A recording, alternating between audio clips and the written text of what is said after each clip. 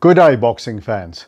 Saturday night at the O2 Arena in London, it's time for a big heavyweight tear-up again when undefeated Fabio Wardley meets the veteran heavyweight contender, everyone's number one contender for the title, and that's of course Joseph Parker. If you're interested in Parker Wardley, then stick around and let's break down the fight.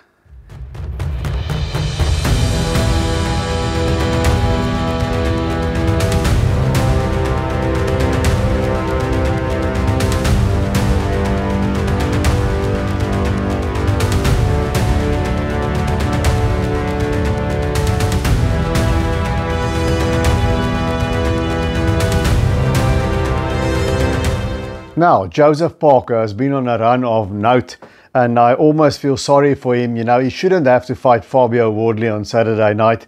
He should be a shoe-in to challenge Alexander Usyk, but Usyk is taking a little bit of a break, it seems, and Parker is marking time by taking on a very tough opponent, the up-and-comer that's new in the heavyweight top 10, and that's, of course, Fabio Wardley.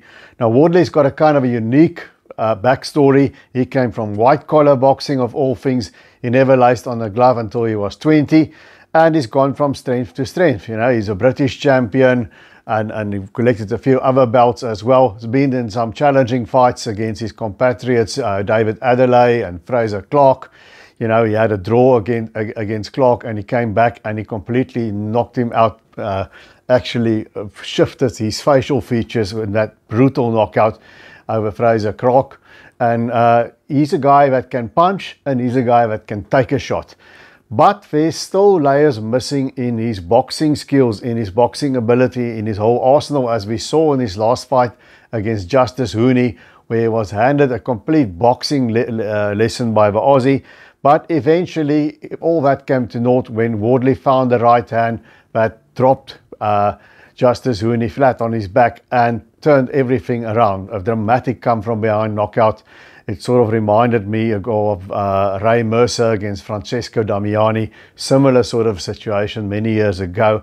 But, you know, that was a very dramatic fight, and it showed what is good and what is bad about Fabio Wardley. Good, he's durable, he's got a chin, he can overcome adversity, and he can really crack. Both him and Parker are not one of his huge heavyweights. They're proper heavyweights, but they are lighter, slightly smaller heavyweights, but they can, both of them can crack, and both of them can be explosive. Now, if you look at the fight against Justis Huni and you look at the experience of Joseph Parker, because he's been on a run of late of note. You know, Parker, when he got stopped by Joe Joyce a few years back, most people wrote him off. But the former WBO champion came back, you know, and in his last few fights, he beat first Deontay Wilder, then he got off a canvas twice to beat Zhilei Zhang, and in his last fight, he stopped Martin Bakole in 2 rounds. Oh, it must be said that Bakole was a very last-minute substitute, so a bit of an asterisk over that win, but still, Bakole is a dangerous opponent, and Parker did what he had to do, got rid of him in quick time. Now, it's hard not to root for Joseph Parker. You know, if he comes undone on Saturday night against Fabio Wardley, it'd feel really bad for him, you know, because as I've said, he should have already gotten his title shot. But then again, you know, we know Joseph Parker, we know he fell short against Anthony Joshua, and also against Dillian Whyte, not by much, and Joe Joyce. But so, you know, it's kind of hard to see him beating Alexander Usyk. Fabio Wardley, let's be honest, it's also hard seeing him staying with Usyk, but at least it's a new sort of face. So I'm kind of split down the middle in this fight.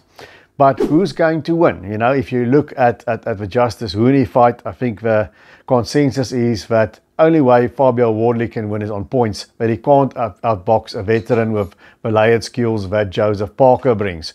So the smart choice would be that Parker wins this one on points. And the only way Wardley can win, the consensus seems to be, is on a knockout. But he is fighting on his home ground in the O2 Arena. So Parker, although he's fought many times in the UK, is the away fighter.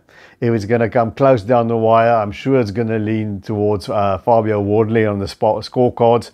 So Joseph Parker needs to use his skills He needs to listen to what Andy Lee tells him in the corner. It's a very good combination, a Parker-Lee combination, and he should just box, because, you know, every heavyweight can crack, but I don't think Joseph Parker is necessarily the biggest puncher in the heavyweight division. My gut tells me if Wardley were able to see through some tough spots against Hooney and Clark and Adelaide, he's going to come through some tough spots against Joseph Parker too. So Parker is going to have to box and move away from that right hand of Fabio Wardley, not get caught with something, you know, because one thing about Wardley, if he catches you, he finishes you, he's a very good finisher as well. Parker has to be on his feet, and he's just got to box, much like he did against Zhilei Zhang. And then he should win this on points. You guys must tell me in the comments, who do you got winning, Parker or Wardley? How do you have him winning, and why do you have him winning? I would be interested to know what you think. But here we go again. We have to pick somebody, you know, and I've been leaning towards Parker, just outboxing and outpointing Fabio Wardley. You know, I've had it in my head that he's just going to be out of his class boxing wise, and Parker is just going to outbox him. But the closer to the fight we get, the more I start feeling Fabio Wardley, because Wardley, you know, he does have this Evander Holyfield-like knack of finding a way to win. You know, staying mentally in the fight till the very end, never giving up, and just finding a way, you know. And I like how he improves in fights. He improved from fight 1 to fight 2 with Frazer Clark. And he will have to improve from the Justis Huni performance. He'll have to take something from that, and he'll have to up his game against Joseph Parker. Because Parker, yes, as I've said, he outside Alexander Usyk, he is the #1 guy there to challenge for the title. So he couldn't have, it's hard to think that he could have chosen a tougher opponent at this stage of a game, you know, outside of a champion himself. But, you know, Wardley is going to have to go to the body. He's going to have to make things uncomfortable for Joseph Parker, and he's going to have to hurt him and finish him. Now, the thing about Joseph Parker is he goes down, you know. Against Dillian Whyte, he went down, you know. He ended up knocking Whyte down as well, and, you know, I think that could have been a winnable fight for him if he had more confidence. You know, he was down twice against Zhilei Zhang, and of course, you know, Joe Joyce stopped him. Now, I think Fabio Wardley, you know, he was maybe not that fighting concussive puncher that Zhang is, but he's explosive. He's got that zap. Zhang, I would say, like Larry Holmes described, getting hit by Ernest Shavers is getting hit like getting hit by a Mack truck, you know, and getting hit by Mike Tyson is like getting hit with a Corvette. Now, I would say, you know, getting hit by Fabio Wardley, not that I'm saying he's Mike Tyson, but he's got that sort of speedy power. It's like getting hit with a Corvette. So it's a different kind of power than the power that Zhang or Joyce, for that matter, brings to the party. So my feeling is just that so if I have to put my head down, Joseph Parker, I think, is going to teach Fabio Wardley some boxing lessons. I think Wardley is going to have all sorts of difficulties, and he's going to bleed a little. He's going to have to regroup.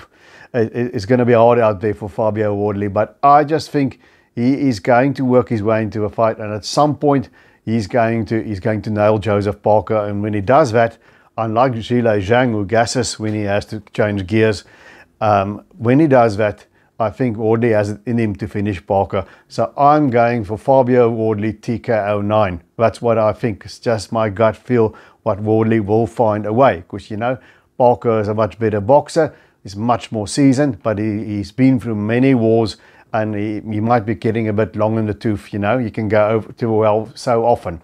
Whereas Wardley is the fresher guy. So I'm just thinking he's going to do another come from behind knockout there. But I think it's going to be a fantastic fight. Can go easily Parker's way as well. And I'm just looking forward to the fight. Well, that's it from me. You guys, please remember to punch that subscribe button. Doesn't cost a thing, and it helps the channel. And until we see each other again, remember to keep those hands up.